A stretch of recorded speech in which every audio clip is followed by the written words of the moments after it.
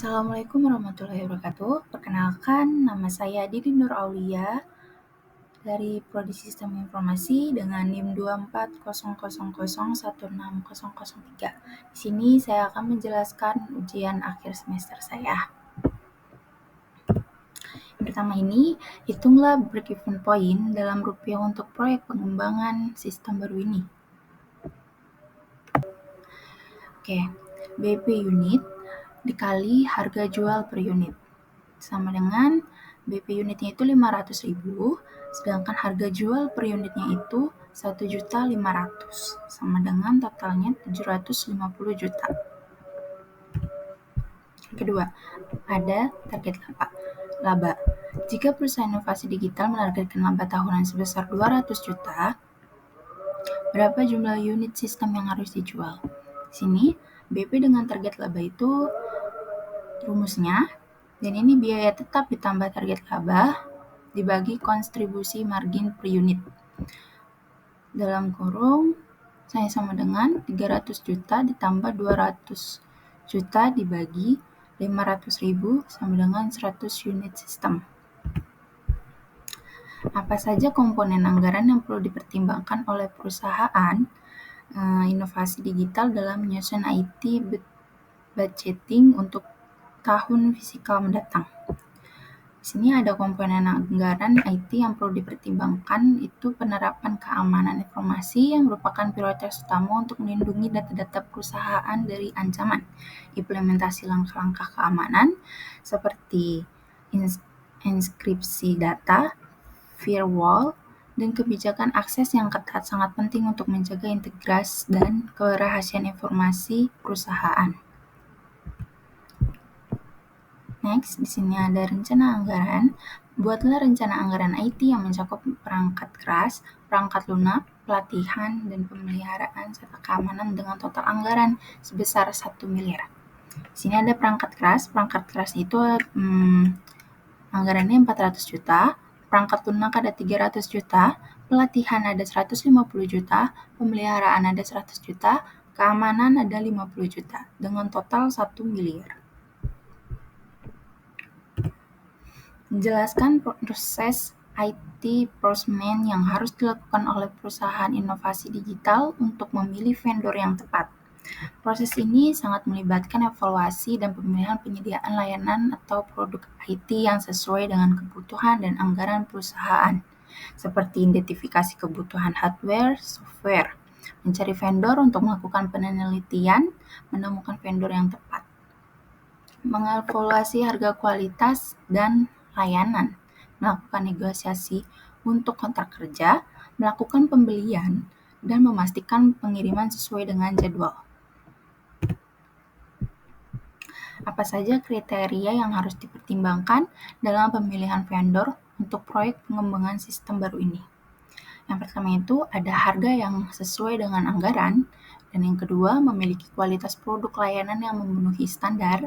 Yang ketiga ada dukungan teknis vendor yang harus menyediakan bantuan teknisi setelah pengadaan, dan yang terakhir memilih vendor yang memiliki reputasi ulasan baik dari pelanggan. Di sini ada flowchart yang dimana manajemen untuk perusahaan inovasi digital yang mencakup langkah-langkah mulai dari peminatan perubahan hingga implementasi dan evaluasi perubahan. Di sini yang pertama ada permintaan perubahan, terus yang kedua ada klasifikasi perubahan, evaluasi dan persetujuan, verifikasi dan validasi, pelaksanaan perubahan, perencanaan implementasi, evaluasi dan penutupan, pemantauan berkelanjutan, dan selesai. Di sini saya akan menjelaskan matriks atau tabel Raci. Permintaan perubahan itu pihak yang melakukan pekerjaan pada setiap langkahnya itu pemohon perubahan. Terus ada pihak yang bertanggung jawabnya itu manajer IT. Pihak yang harus dikonsultasikan selama proses itu ada tim operasional IT. Terus pihak yang harus diberi informasi mengenai status atau hasil dari langkah tersebut itu ada semua pemangku kepentingan. Di sini langkahnya ada klasifikasi perubahan. Tim change management itu untuk melakukan pekerjaan pada setiap langkah. Terus pihak yang bertanggung jawabnya dari manajer IT lagi. Pihak yang harus dikonsultasikan itu tim teknis. Dan pihak yang harus diberi informasi itu ada pemohon perubahan. Ada evaluasi dan persetujuan. Langkahnya itu ada Change Advisory Board, itu yang melakukan pekerjaan pada setiap langkahnya. Manajer IT-nya ada yang bertanggung jawab, di sini ada yang harus dikonsultasikan yaitu tim teknis, dan pihak yang harus diberi informasi itu pemohon perubahan. Perencanaan implementasi, yang melakukan pekerjaan itu tim proyek pastinya, dan pihak yang bertanggung jawab itu manajer IT. Tim personal IT itu yang harus dikonsultasikan, pemohon perubahan itu yang harus diberi informasi. Sehingga pelaksanaan perubahan, yang melakukan pekerjaan ada tim personal IT, ada manajer sebagai bertanggung jawab, tim teknis sebagai dikonsultasikan selama proses, semua pemangku kepentingan sebagai yang harus diberi informasi. Misalnya evaluasi dan penutupan, ada yang bertanggung jawab yang melakukan pekerjaan itu tim change management, yang bertanggung jawabnya manajer IT, yang harus dikonsultasikan yaitu tim operasional IT. Mohon perubahan itu harus diberi informasi. Evaluasi dan penutupan, tim manajemen itu sebagai melakukan pekerjaan pada setiap langkah.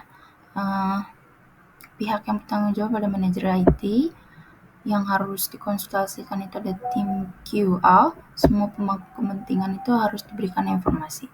Pemantauan berkelanjutan, tim operasional IT sebagai pihak yang melakukan pekerjaan pada setiap langkah, manajer IT itu sebagai pihak yang bertanggung jawab pada hasil tersebut.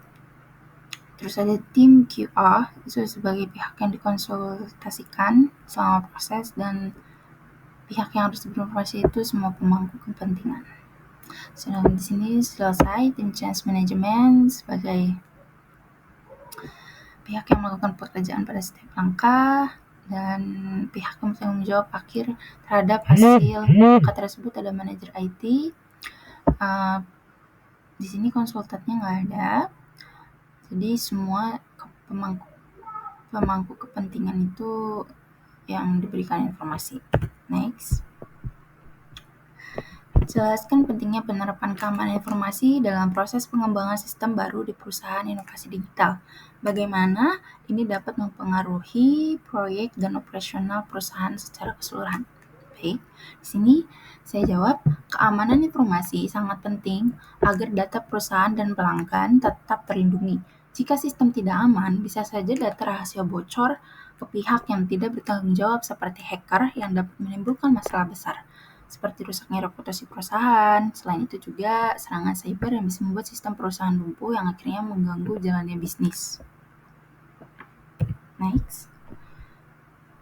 Sebutkan dan jelaskan beberapa langkah keamanan informasi yang dapat diterapkan oleh perusahaan untuk melindungi data dari ancaman. Di sini, langkah keamanan informasinya itu yang pertama ada enkripsi data penting yang harus dikunci.